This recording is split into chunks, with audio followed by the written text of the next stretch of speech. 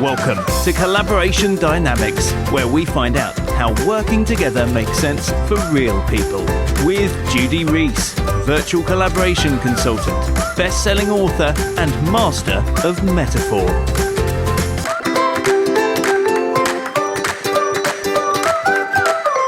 Hello and welcome to the Collaboration Dynamics podcast. I'm Judy Rees and with me today is Alun Richards. Hello, Alun. Hello, Judy. Now, Alun is a really important person on the Collaboration Dynamics podcast because he is the mastermind behind the technical side of the project. And interestingly, that means he's one of my collaborators. And we were just saying that actually, although we collaborate together on a regular basis and we actually live about 5 or 6 miles apart in London, we probably haven't met for about 10 years. That's right. It's quite incredible, isn't it? It is quite scary, but we know each other as online entities. So that makes you quite an interesting collaborator for me, particularly now I'm doing more and more virtual collaboration training with my clients. Anyway, I usually start these podcasts by asking my interviewee to introduce themselves. So, Alun, say a bit more about what you do and who you collaborate with. Okay, yeah, thank you very much.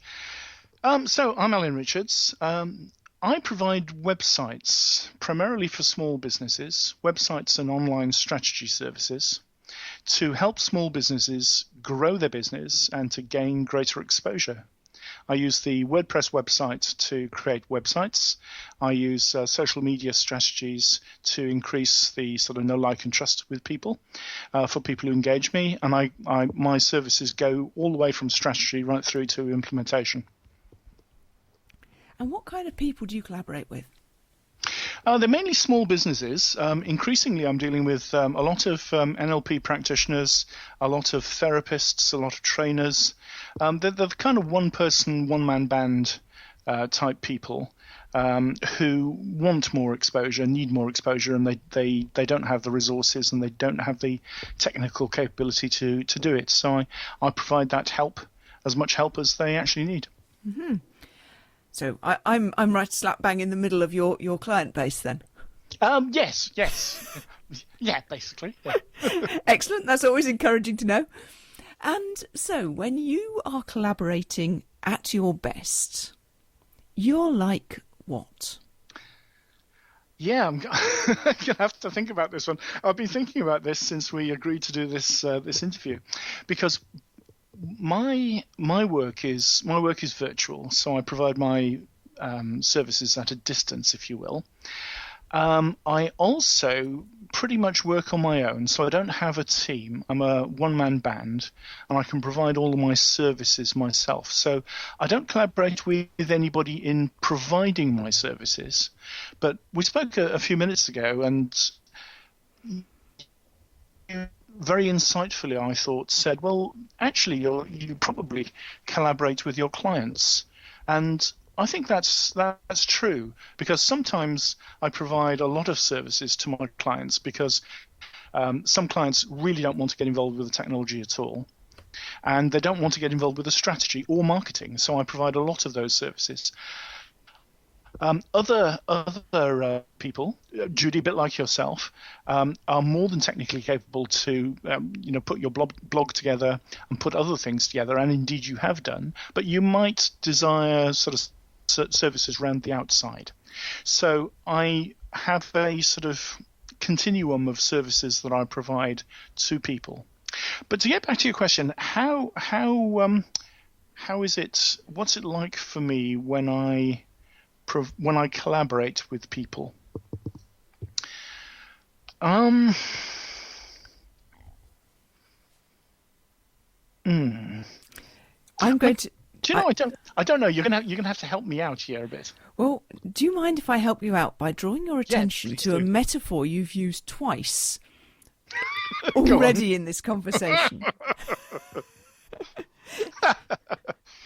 Because for me, as a metaphor person, it's sticking out like a sore thumb. You've mentioned that you are a one-man band and that your clients tend to be one-man bands. Yes, that's interesting.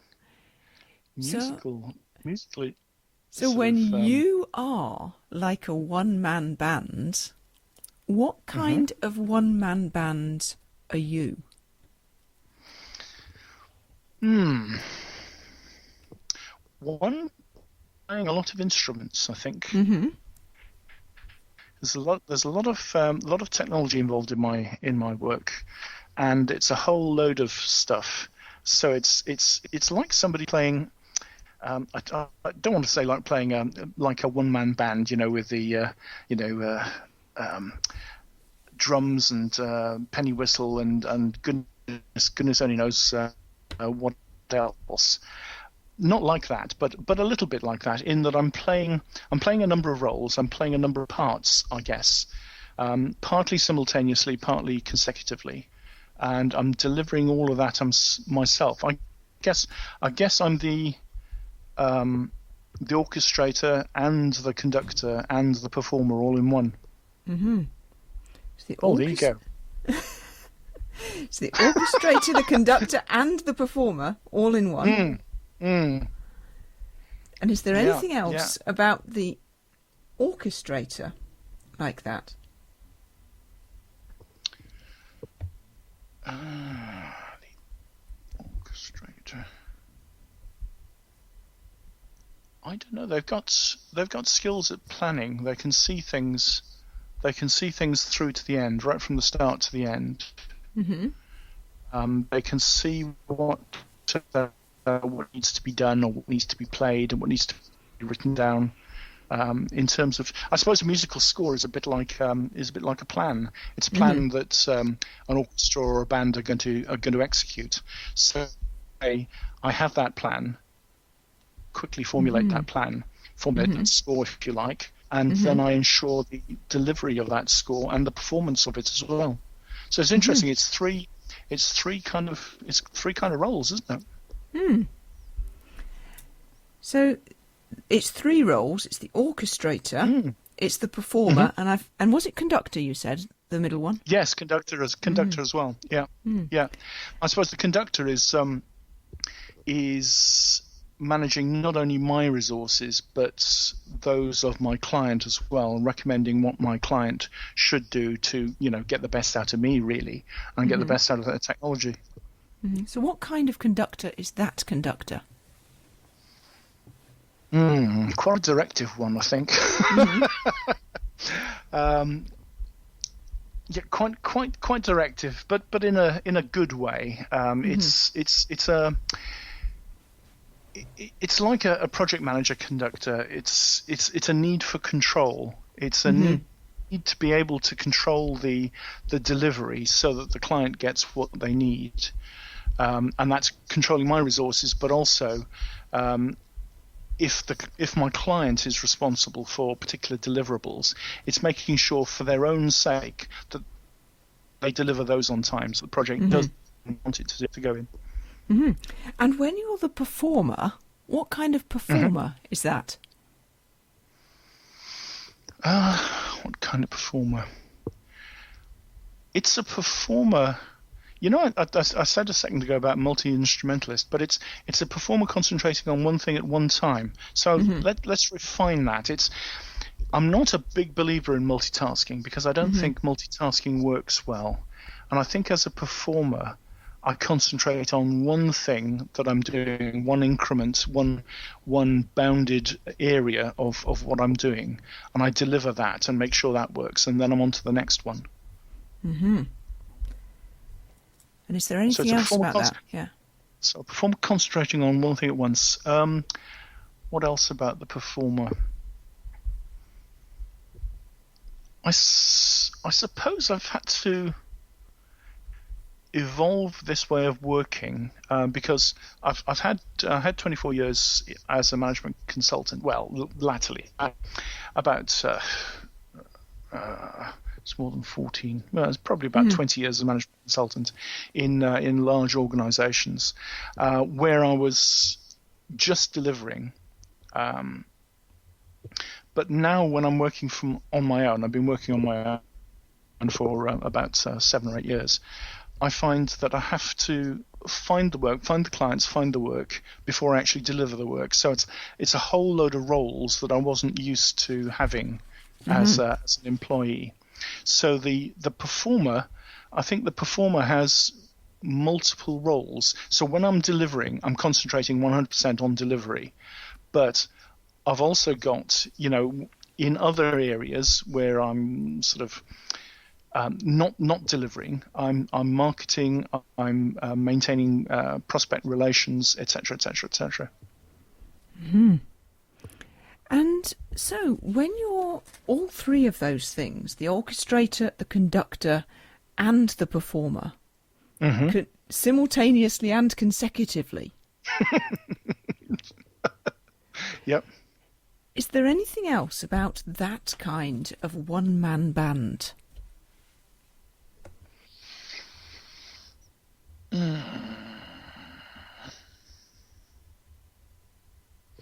It requires enabling technology, if that's not taking it too far.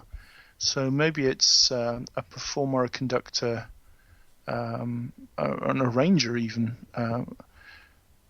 who uses technology. So maybe it's to use the metaphor we're using. Maybe it's a performer with synthesizers rather than with an acoustic guitar. Mm-hmm. So synthesizers rather than an acoustic guitar. What kind of synthesizers? I don't know, a loud, powerful one. I think that does lots of jobs. Mm-hmm. Yeah. And when you are that kind of one-man band, Yeah. and way back when, at the beginning of this conversation, you mentioned that your clients are one-man bands. Yes. I'm tempted to ask what kind of one-man bands they are, but I think that might take us a little bit down a dead end, because I suspect there are as many kinds of one-man bands as there are clients. Right. What's the relationship between your one-man band and your client one-man band? This is going to sound strange, but just as you were saying that, just as you were partway through that question, the thing that popped into my head was two jigsaw pieces. Mm-hmm. And I don't know if that's you're probably mixing my metaphors here, but that's what It's allowed. To mind. That's what came to mind. It was I'm one jigsaw piece, and the cutout that I've got fits into a need that my clients have got, and it's like a two-piece jigsaw. It's a really simple child's jigsaw with two pieces, and they fit together perfectly. And so what my client needs is what I provide, and the opposite of that as well. What they I can't think, but what they need I provide. I provide what they need and want, and they dovetail together. And those jigsaw pieces, the two jigsaw pieces of that child's really simple jigsaw where they dovetail together. Yeah. Is there anything else about the place where they dovetail together? They fit together very easily. It's not something that's got to be forced. They just slot in. So my ideal client is where it's a really good fit with what I'm able to deliver, and that's where we get on well, and that's where the projects work really well. Now this might be a slightly off-beam question, but it's a question that I know arises for quite a lot of people who listen to these podcasts. So you mentioned earlier about finding the clients and maintaining the relationships and all of that. Yes. Is there a relationship between that simple child's jigsaw and finding the clients?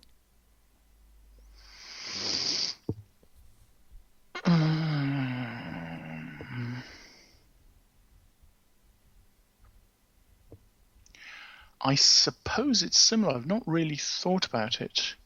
I hadn't consciously thought of the jigsaw pieces fitting together until you asked me. Interesting process. This.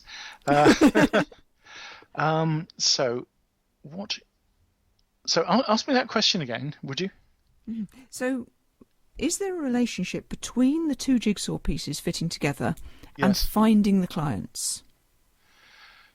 Yes, I think so, because I suppose consciously or unconsciously, I'm looking for clients who need what I'm able to deliver. That would be my best fit. So where the jigsaw pieces fit together, and that's where they'll get the best out of what I'm doing. So I suppose consciously, yes, I do look for clients like that. So yes, it's partly the I originally mentioned that as delivery, but yes, it must be a metaphor for the kind of prospect searching I do as well, trying to find a good fit. Mm-hmm. And is there anything else about that kind of searching when what you're doing is trying to find a good fit? What kind of searching is it? What kind of searching is it?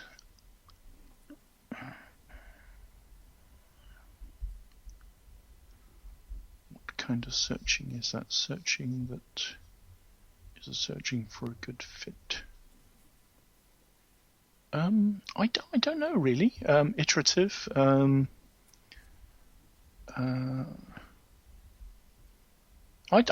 don't know how to answer that actually. Judy? That's fine. So, Yeah. how do you know when it's a good fit? Oh, you can tell. You can tell straight away, right from the initial conversation.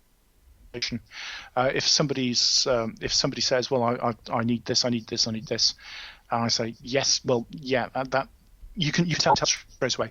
You can also tell, and it's not just an intellectual thing. Sometimes you just get a feeling that this not 100% fits. You sometimes get that, and there's something. I don't know whether it's a gut feel.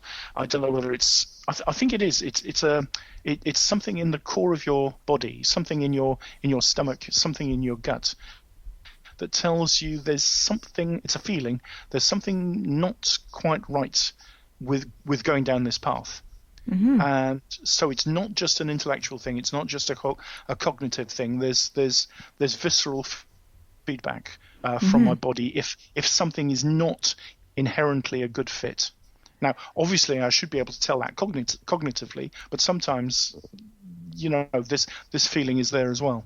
And that feeling, it's in the core of your body. Where in the centre. Right in the centre. Yeah, it's centre line. Let's see. I guess it's just fractionally above my navel.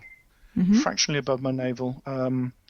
In the centre, right in the middle of my body, down the centre line, in the middle, if you like. And does it have a size or a shape? I'm not conscious of it. Fairly small, fairly focused. So fairly small, fairly focused. You just know when it's there and when it's not. And is there anything else about it that lets you know when it's there? It kind of draws attention to itself. It's almost like an alarm or a flashing alarm, or again mixing my metaphors liberally here, but it's that kind of thing. It is a feeling, but there's something that alerts you, and maybe it's a kind of stay away from this one or be cautious with this. Yes, there's that flashing alarm. Stay away from this one, and it's a feeling, and it's fairly focused and fairly small, and it's there at the centre. Yeah. I've noticed this previously with more generally with experiences when I was working in corporations, when I had projects that I just felt were not right. I've had it with people I've just felt that are not right. There's something that you can't put your finger on, but it's and it's a kind of signal. So looking back, it's not just my current projects. It's a general thing, I think, a general kind of warning, a general caution, if you like. So it's a general thing, not just current projects. So if I were to ask a question like, is there a relationship between that flashing alarm and a one-man band? That wouldn't necessarily be a relevant question. No, because it's down to the individual, and it's down to the individual project. For example, I've had this way back years ago, where it's almost like a sinking feeling as well in your gut. When I've realised that the person who would be working with me on a particular project was this person, I went, oh God, no. And rationally, cognitively, I said, well, that's just silly. He's well respected, but it never really did work out quite well. In the end, it wasn't a complete disaster, but it didn't work out as well as it should have done. And I think that signal was there then. So that that's a good 15, 20 years that's been there. So when you've got that feeling, that flashing alarm that lets you know all of that, and it's like a sinking feeling, and that's been with you for 20 years, 15 or 20 years, and of course now there's this fit between the two jigsaw pieces that, like a child's jigsaw, where they dovetail and fit together very easily. And you're like a one-man band that's a performer, a conductor, and an arranger with synthesizers rather than acoustic guitar. Yes. And you're working with one-man bands. Yes. And when all of that's more or less how you are when you're collaborating at your best. Yes, without the picking projects and people who don't have that sinking feeling naturally. So picking the one-man bands and having them have the ability to play together, I suppose, with me, so that they play to their strengths, I play to my strengths, and we deliver a project that they actually want on time, to budget. So it's something about conducting their resources, conducting my resources together to deliver that, to make sure they work. Oh God, I really didn't want to say this, but in harmony. It's just that wasn't pre-planned. But yeah, it is. It's working with them to make it all work in harmony. And now I've taken to asking people this towards the end of these interviews. How much of that did you know before we started this? Absolutely none. None of it, Judy. None of it. I mean, the sinking feeling. I mean, that must be common with a lot of people. Getting a visceral gut reaction. I mean, that. Everybody will be aware of that. I was certainly aware of that before. But this thing about two, child's jigsaw, two pieces that go together, that was new. The idea of working together with other one-man bands, and I'm a one-man band myself, but playing three roles, that was not in my cognitive awareness at all. Sort of, what must be unconscious metaphors, and they must have actually been there, because you very interestingly pointed out that I'd used the same phrase about myself and my clients. So it wasn't something that was produced by the direction of your questions. It must have been something that was inherent there, for me to use those, almost unbidded, initially. So very, very interesting. Very interesting. And you get a completely different quality of metaphor when it's a spontaneous one than when you ask for the metaphor. Uh-huh. It's yeah, who knows what will happen next? But yeah. Because I was hoping I was going to do your questions justice, because having had experience of listening to a number of your interviews, I was thinking, what would my metaphor be? I haven't got any bloody metaphors. I do hope when Judy asks me something that it's all going to make sense. But I can't honestly think that I use any metaphors. But they're just unconscious, aren't they? Basically. And what difference does knowing it make? I shall have to have a sit down and think about what that allows me to do. Having that metaphor, what different approaches does it allow me to take? What other insights does it allow me to have? Because I think that'll be really interesting. And if I was coaching you, I'd recommend that you went away and drew what you know now. Oh, cool! Yes. Yes, because that's it does something different to the information when you draw it than when you just think about it. Yes, absolutely. Gets it out of your head, allows you to dissociate. I'm a big fan of rich pictures. With you've probably come across soft systems, Checkland's soft systems methodology. Yeah. So I'm a big fan of that, and obviously that's not what it's normally used for. But it's that I think would give insights and maybe. Conflicts as well as strategies that are likely to work well. I'd love to hear more about it, depending what happens next. It's interesting. You really got me thinking, Judy. This is really interesting. Really interesting. You're starting to realise why these interviews are so fun to do. Absolutely. So we are coming to the end of our time. As I always say at the end of these interviews, if people want to get in touch with you, who would you like to hear from, and how can they find you?